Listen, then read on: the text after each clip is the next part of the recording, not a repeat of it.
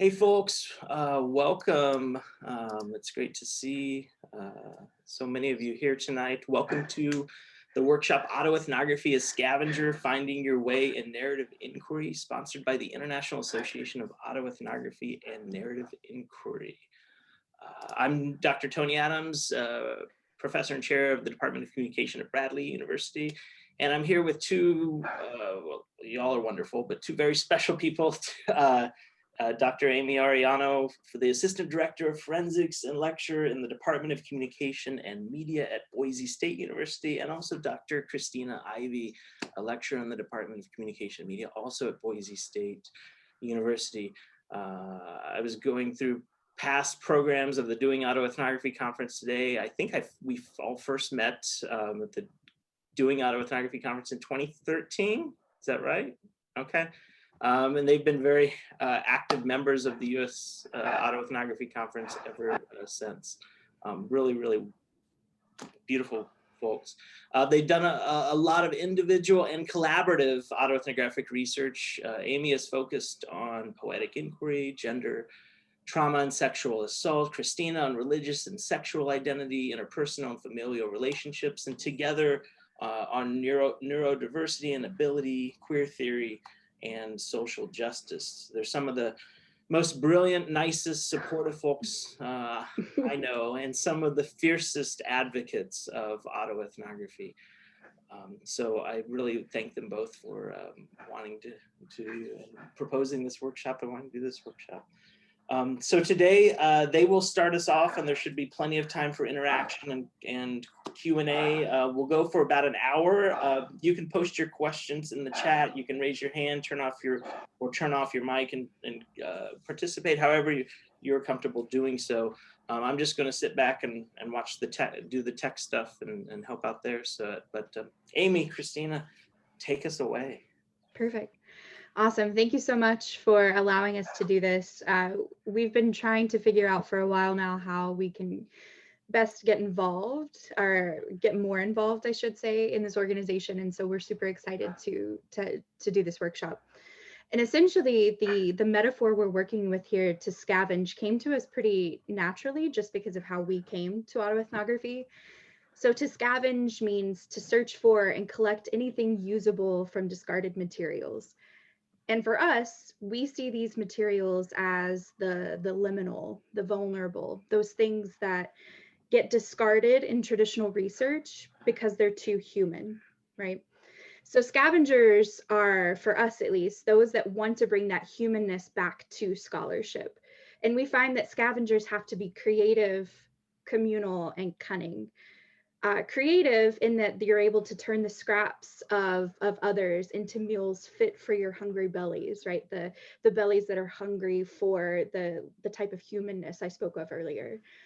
Communal, because there's no way that you would be able to survive in this discipline, whatever discipline that may be, with this methodology, unless you're helping each other.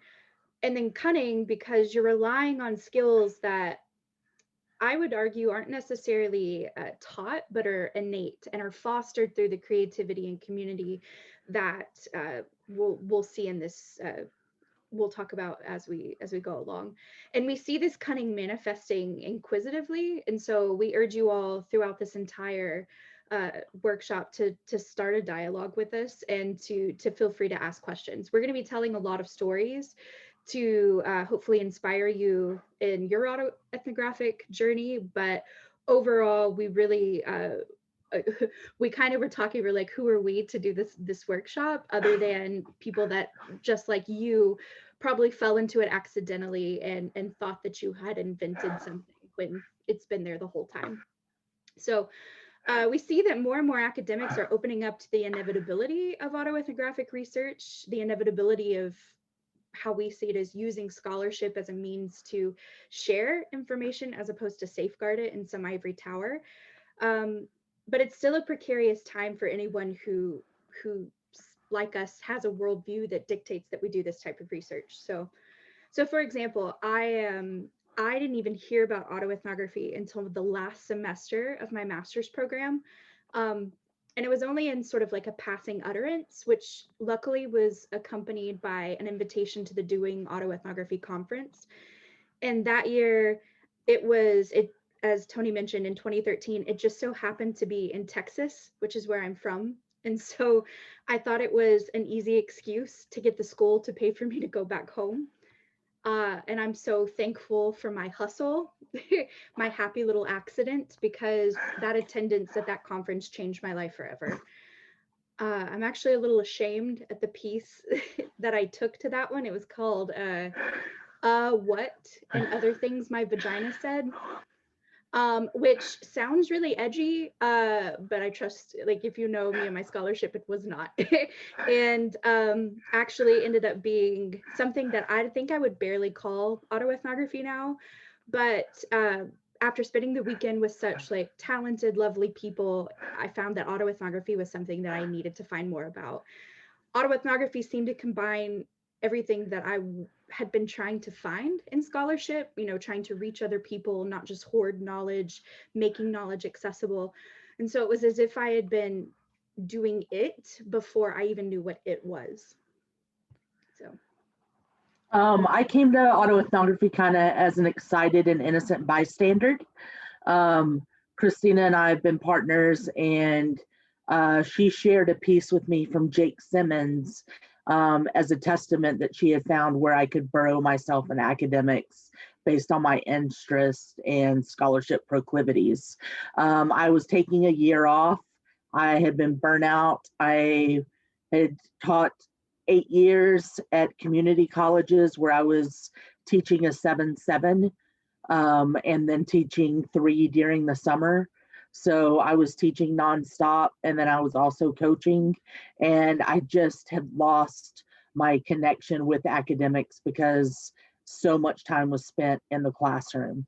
My first submission to the conference was poetry, focusing on how women have had their bodies legislated, specifically their womb. And as I was reading and researching on how to justify these pieces of poetry as a submission to the autoethnography conference, I came across Tammy Spry. Her body paper stage piece supplemented my process and helped me name what I had instinctively known to do. What I didn't know was that at the conference that Tammy Spry would be one of the featured scholars. So during her performance, I felt rebirth and was hungry to forage for more in this academic way of being.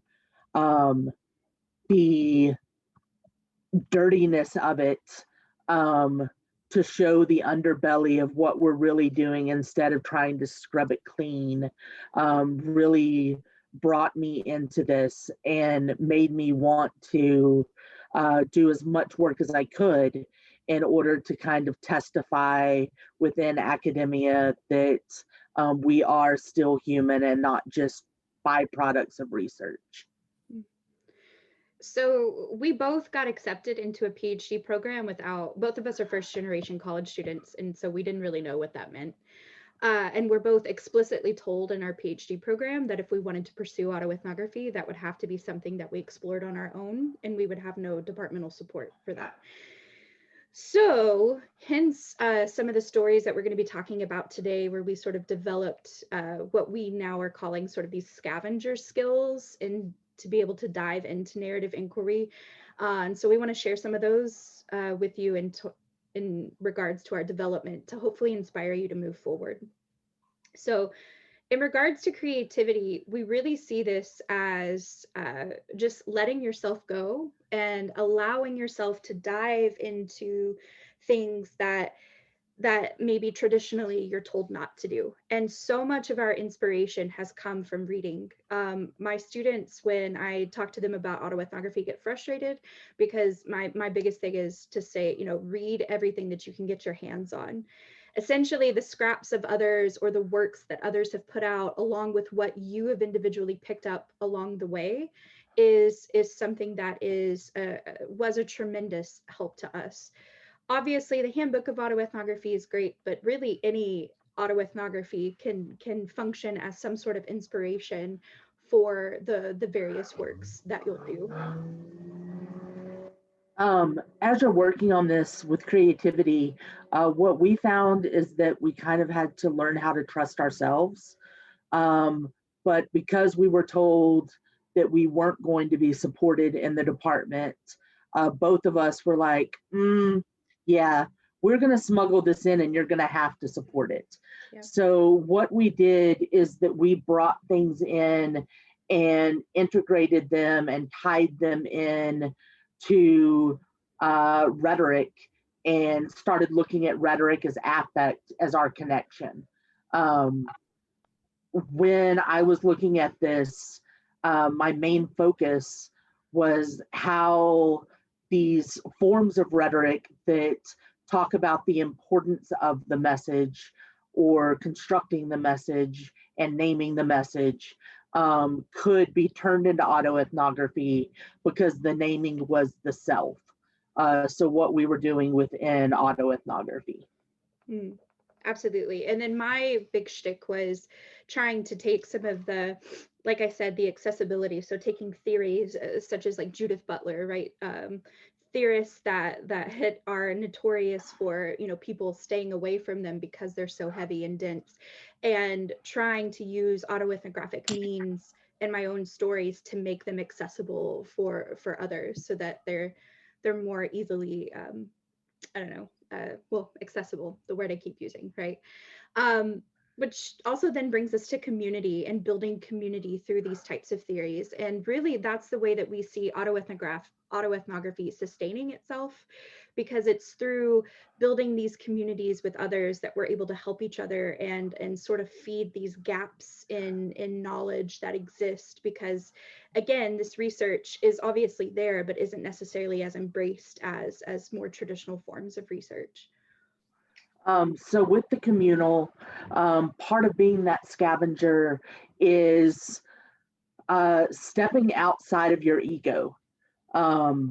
And I say this not because I think that everyone here thinks that they are the hottest thing ever and too good to talk to others. I was in the opposite. I was so nervous and just enamored with what I was seeing in autoethnography that it took me to step outside of my shyness to try to start networking. And luckily, that networking produced some really good opportunities for Christina and I to do some publications later on.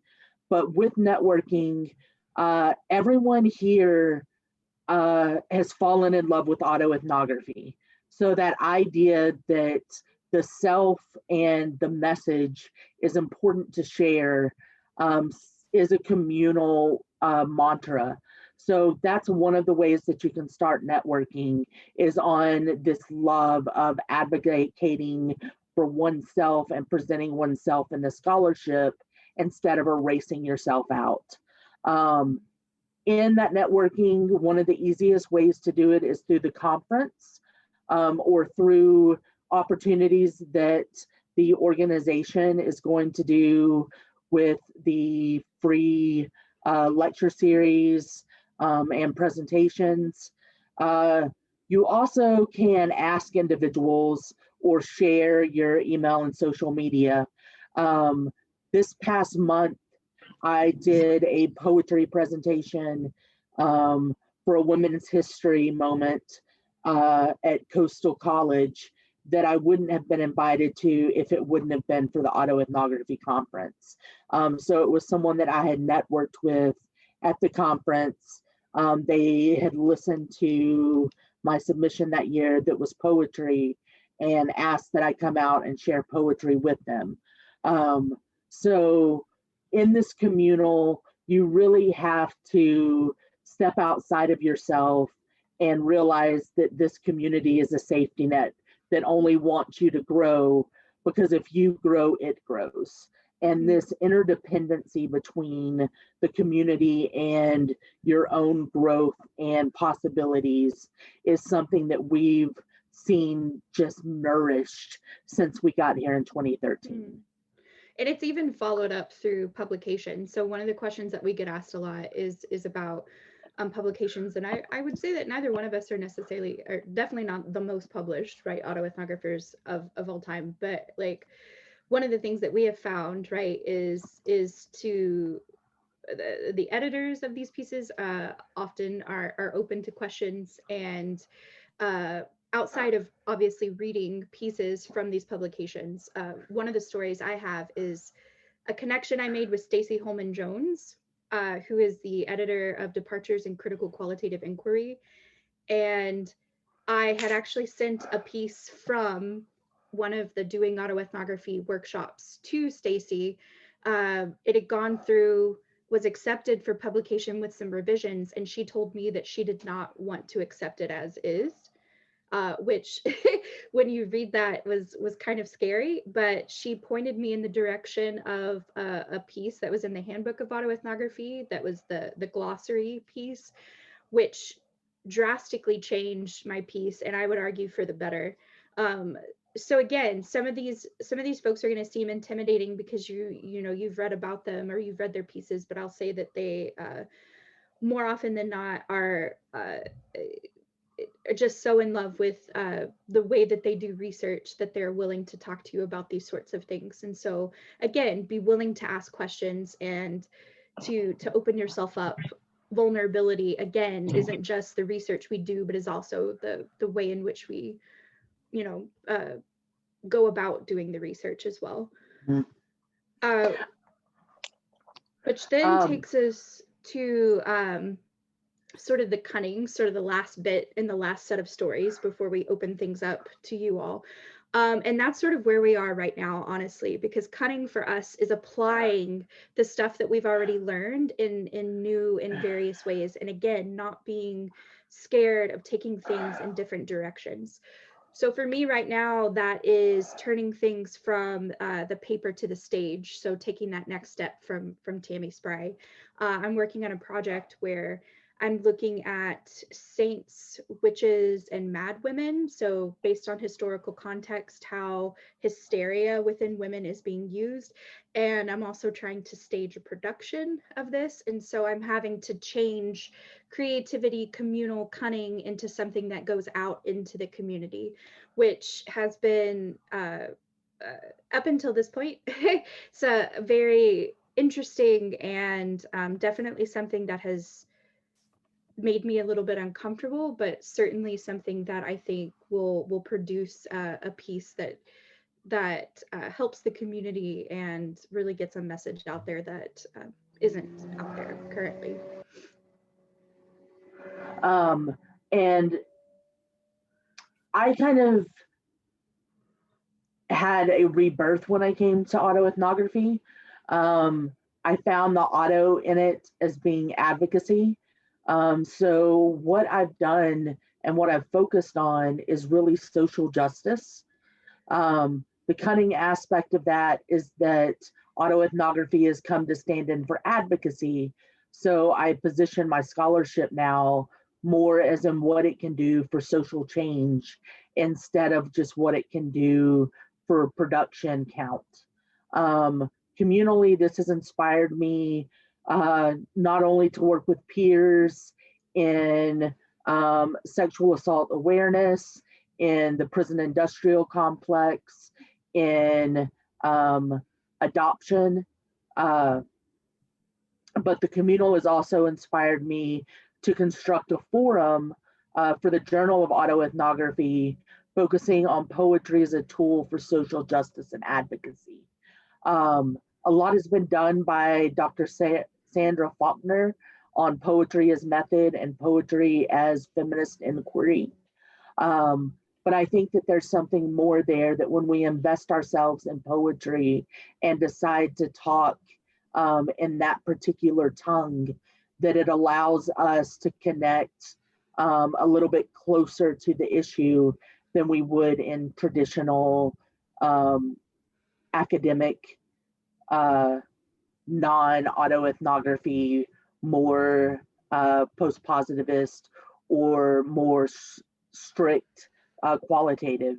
And creative, it has really caused me to have a reinvigoration of my interest in social movements from my master's program, because now I'm seeing some of the crossover of social movements, and then with using poetry in the social justice form in autoethnography, the advocacy into action. Absolutely. I think though that if you were to ask us like to boil all of this down into one thing, like what would be our number one tip? Don't be afraid to ask questions. So now that we've sort of given you a sense of how we came to autoethnography, we really think that this workshop should be, again, a building of a dialogue based on questions. So we want to hear why you're here. So we're going to give you 3 minutes. Okay. And that number is it's just something I use for my students. It seems to work. So we're going to give you 3 minutes just to write down any questions you can think of, any inquiries that you have, any sort of, I don't know, clarifications that you were trying to get out of this workshop. Why are you here, essentially? So I'm going to actually set my alarm and do 3 minutes. Because again, this works. So 3 minutes, go.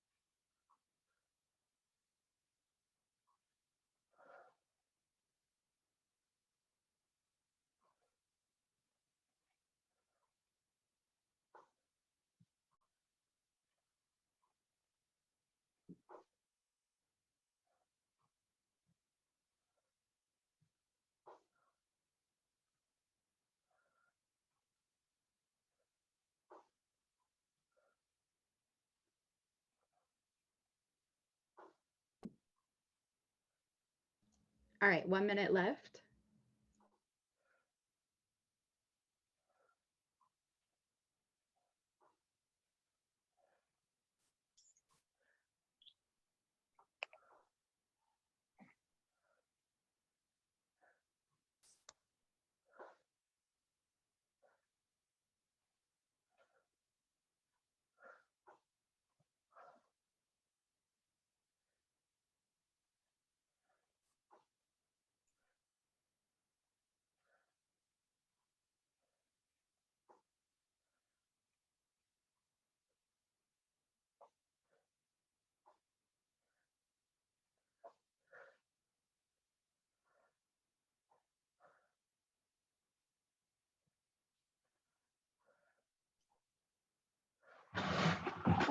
Okay, 10 seconds. So go ahead and wrap up what you've been writing. And what we would like to do, or what I like to do in my classes that I think works in these situations as well, is it possible for us to put people into breakout rooms from here? Because I don't see them, and if we can't, that's fine, because we can just skip that step. That's no big deal. Yeah, I can, yes, so let's see, I can do, how many rooms? 2 rooms? Maybe 3. I essentially what we're wanting is smaller groups where people can then share some of the questions that they have and seeing if there's I would any do 5. questions. 5 rooms. You think 5? Yeah. Okay. Yeah, because that puts 5 in most rooms and then 6 in 2. Okay. You want me to click this now? So Yeah, that would be awesome. So real quick, we are putting you all into breakout rooms so that there's hopefully a smaller space, because we want you to share those questions to see if any of the questions maybe overlap with other folks that are there. And again, if a major part of all of this is communal, right, then it would be silly of us not to encourage some exchange of information or things like that use with this workshop. So feel free to exchange information if you hear of people that are doing research that's similar to yours, but also see if those questions match anyone else that's within your group. So yeah. And then we'll also get to the chat once we come back. Yes. Because I've seen a lot of good questions posted in the chat. Mm-hmm. So Amy, what I thought we could do now, since we I thought I heard you downstairs, but I wasn't sure. Yeah, I was in a room. Cool. So I have a few things that I think are maybe in general would be things that to share as we sort of end today. Like real quickly, just like some additional advice, and then we can maybe, if we have time, address some more specific questions. Yeah, I got a few questions, and we have some questions within the chat about the process. Yep, that was one of the things that I wrote down, actually. I think going through process as Scavenger and what that looks like. Absolutely. We can start there and then move from there. Perfect. Do you want to start, or would you like me to? I don't mind starting out, and then you can add. Sure. So as process as Scavenger, I think the first thing that you do is that you find your safety net. So one of the things that I do is I've read a lot of different theory from Kenneth Burke specifically. And I like to revitalize him into new creative ways that he probably wouldn't be thought of, because he was kind of a crunchy white dude. And I like to reimagine him from that. So I think in this process that the first thing to find is your stability or your foundation, and then reach out from that foundation in order to make the connection that you're trying to make in the bridge to autoethnography. That way you have some familiarity in the process, and you also have something new where you're kicking the proverbial can. This articulation or communication between the two theories not only opens up a new space for us to reimagine how academics would work, but in a lot of times it gives you a anchor of where to move the piece from. So as you are scavenging, it's really important to find a tree that has good roots. And I think that comes in theory in a lot of times, in theory that you're familiar with. So then moving from that theory to the autoethnographic kind of scavenge or hustle, as Christina would say, that you're trying to do, I think moves you into a new piece to reimagine what that would look like. And I think if you don't think of this as traditional scholarship, but as you think of it as a process in translation, that you're first translating the original scholarship to how it belongs in an autoethnographic world, and then you're translating what this autoethnographic world looks like. So what is your new vision? And I think that as Scavenger allows you to have some authenticity, not only as you're writing, because as you're reimagining this world or creating this world, it becomes very pieced together in ways of experience, theory, and autoethnography. And then I also think that the other part of the process is thinking about where you want to go. So what Christina said earlier about having a model article that you look at in order to model or inspire you of how to move forward. And I think almost sometimes, like even I would say the step prior to what Amy's talking about is something that we mentioned in our the group that I was in.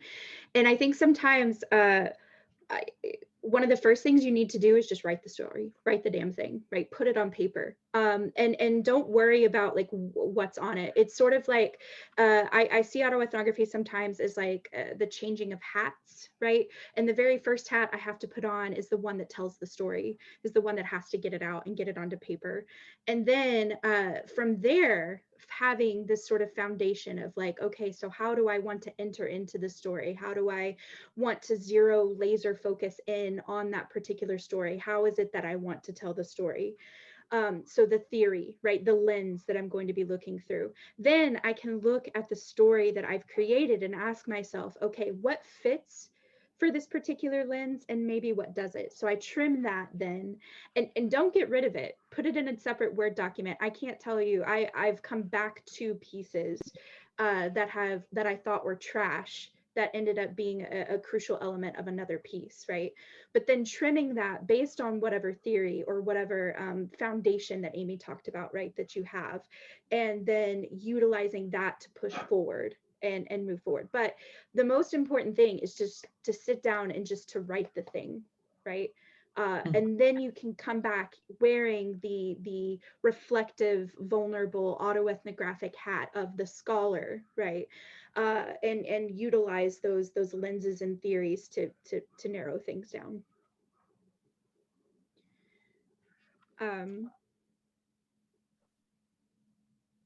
So the other, the next thing that I had quite a few folks or had someone talk about, I was about to say, and it's actually, can I pose a question about rigor? So I'm actually going to put my email into the chat right now.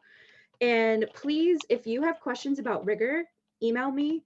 I have a syllabus that I am willing to share with anyone who emails me about it, that I have my graduate students take, and it has a whole section on rigor, and there's 5 or so articles about it.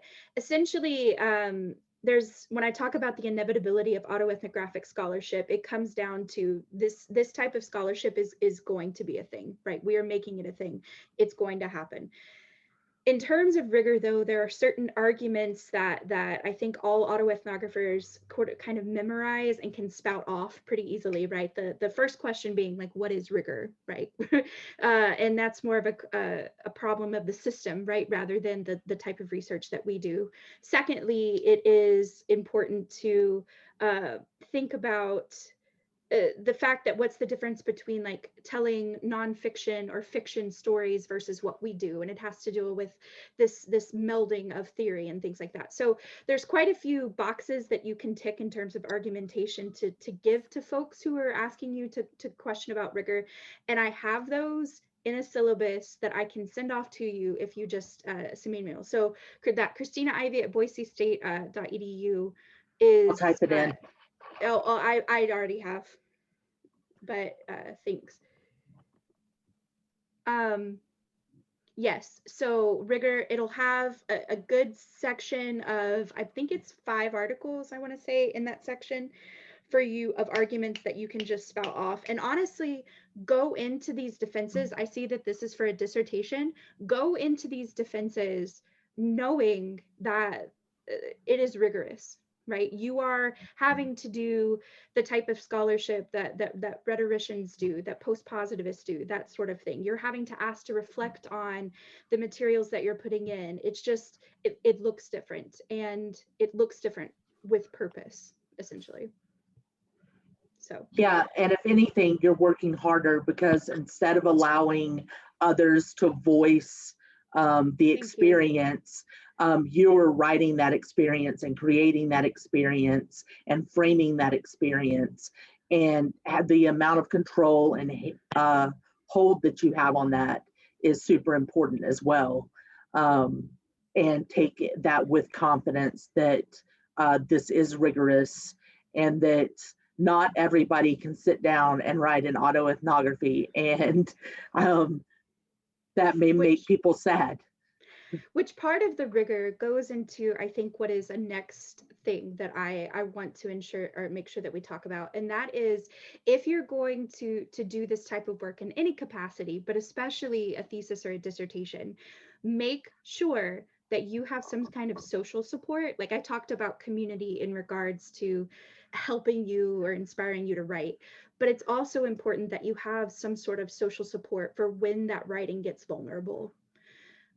Because the very nature of what this is going to open up some wounds and have you looking at them in a way that you've never looked at it before. And that's part of it, right? That's the point of the reflection of some of this work. And so making sure that you have some sort of social support, because part of the rigor of the work that we do is, being vulnerable. And people don't realize how hard that is, and how testing that can be to your sensibilities as well as your mind and things like that. So making sure that you have some sort of social support in some sort of capacity is crucial to do this type of work. I think kind of going off of that as I'm looking through chat on questions that people have posed. Gabby, with your question on how do you make sure that you don't influence your own production or data, I don't think there's ever pure data. I don't think that there's pure data by post-positivist. I don't think that there's pure data by qualitative people.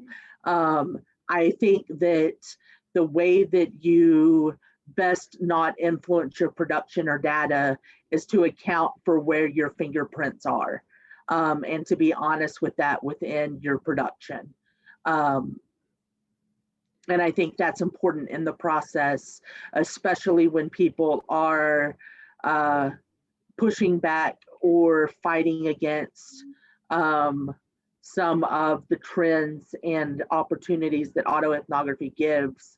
I think showing the vulnerability and that being such a very important part, and the self-reflexivity of autoethnography is for you to account for yourself in that process. Essentially, it comes down to, and I'm sure there's several of Art's pieces that talks about this, but it comes down to, there are different ways of knowing, right? There are different ways of understanding the world. And I believe that, as a matter of fact, someone in my group, I believe it was Andrea, said that even on the days when this work is hard, she continues to push forward because there were large gaps in the research where, and it was gaps where she found her own identity. And so you have to push forward, you have to keep writing in order to fill in the gaps of where traditional research has let people, I don't want to say let people down, but I mean, in some ways that is what it is. Like one of my favorite pieces I like to show my students is the piece by Tony and Keith Berry that talks about family bullies. And essentially, if you were in a family where there was someone in that family that bullied you, or you saw bullying occur, like that's not something we'd like to talk about, because we like to frame families as this, I don't know, sacred thing that we don't talk ill about. And yet there are some very serious things that occur within families that we should address, right? And through autoethnography, we can address those gaps, right? So let's see. Oh, yep. Yes, I really like that. So Chris mentioned that it's not necessarily rigor, right? Which is sort of the first question I posed, right? But it's more powerful, evocative, resonant. Like we are trying to build connection and relationships with other people using our scholarship. So it really comes back to a lot of what I said at the very beginning about how if you view scholarship as something that shouldn't just be kept in an ivory tower, but rather should be something that we share and make it, the scholarship itself, communal, then autoethnography is something that you would look towards, not because it's rigorous, but because it's powerful and resonant with other folks. Sorry, going through various questions. Support. Feel free, so with the email, feel free to ask more questions or to send me more questions. Amy, did you post your email? Yeah, I can do that right now. Yeah, and I don't mind sharing the syllabus with anyone. It's yeah. I'm trying to see. Madison, you said that you had a question about. Is Madison still here? Oh yeah, I'm here. Perfect. My Did video. you? Yes. Hello. Hello, beautiful people. So I was talking about this with my breakout room group. And so essentially, just a little background. My name's Madison Russell. My pronouns are they, them. I'm a first-year PhD student at USF, and autoethnography is a huge part of my life now. Another part of my work, though, is also translational. And the way that I like to do translational research, oh gosh, that's my dog. He's really friendly. He just hates when I talk to other people that aren't him. A big part of my research is creating children's books that are also interactive in nature. So I like to kind of use my own stories and talk about things that you might not initially think that you would talk about. So one example, one that I'm working on getting published now, is called My Non-Binary Nanny. And it's basically this real story of me being a nanny for 2 children and teaching them about gender, sexuality, and consent, all with, you know, the consent of the mother as well. And so essentially a big part of these books, though, is this interactive nature. I want kids to write their own stories in them. I want them to circle things and paste things in and almost so create, like highlights, almost highlights magazine. Nice. Exactly, just like highlights. But in order to create a dialogue between the writer and the reader, and that's kind of where my activism almost comes in, is I like to create a conversation, and I realize I do it in my autoethnographies a lot, just with the dialogue that I add in general.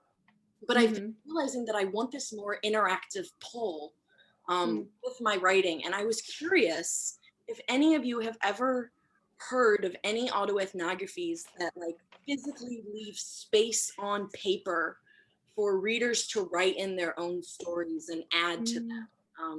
And I come to this in the point that, you know, our stories, although, you know, everything is subjective, we often write our stories to connect with others, to hope that other people can latch on and see a little bit of themselves in our story. I want to go further than saying, here are the future implications. I want people to be able to interact with me and write on the paper their own things that, you know, I wasn't able to cover, or fill out things like their name and their pronouns and their stories, things of that nature. So I was just curious if anyone had heard, some people in my group talked about transmedia. But I don't really have a big digital background. I'm thinking more like physical on the paper in the book type of thing. But that's another cool avenue as well. Yeah. Yeah, I would really emphasize self-reflexivity. And within self-reflexivity, kind of you're going to have to do a little bit of guiding about what you want them to do, because it's a new way of interaction. So starting out with soft interaction and then building in your series to where things can get more intimate is kind of how I see this best growing and propagating as a piece. I also think, I mean, the closest thing that I've I've done. I don't know if I've seen closer.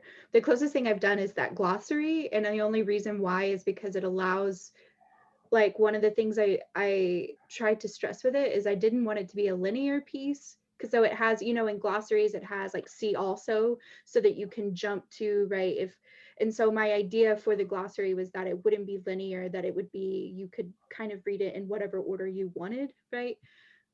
Which I thought was somewhat interactive, but I hadn't heard anything like that. I don't know. I think it's super interesting. I don't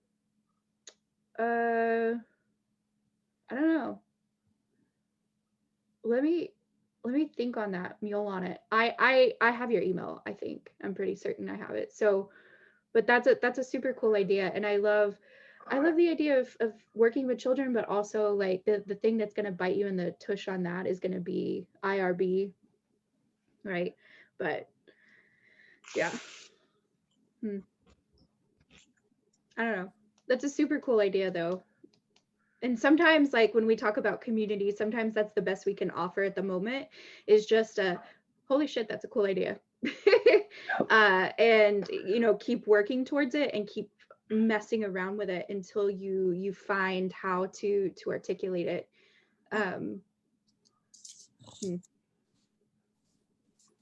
Thank you so much. No, yeah. I just appreciate you listening to my idea. I want to work on it more, and I will email you along the way and let you know. Absolutely. Thank you. And that's part of this is the encouragement, because some of it's scary. Like I said, it's subjective in the way that one of the things I mentioned in my group is like one of the best / scariest things about autoethnography is how subjective it is, right? That it calls forth, like, it's for you to produce this thing that is wholly new, right? So sometimes it doesn't look like anything you've ever seen before, and you just have to reassure yourself that this is how the scholarship is begging you to let it go, right? That this is how it's supposed to be, and just trusting in that, essentially. Yeah. Oh, any other questions? Let's see. I think. Oh, okay. Any other questions? Last minute thoughts? You got about 5 minutes left. Yeah.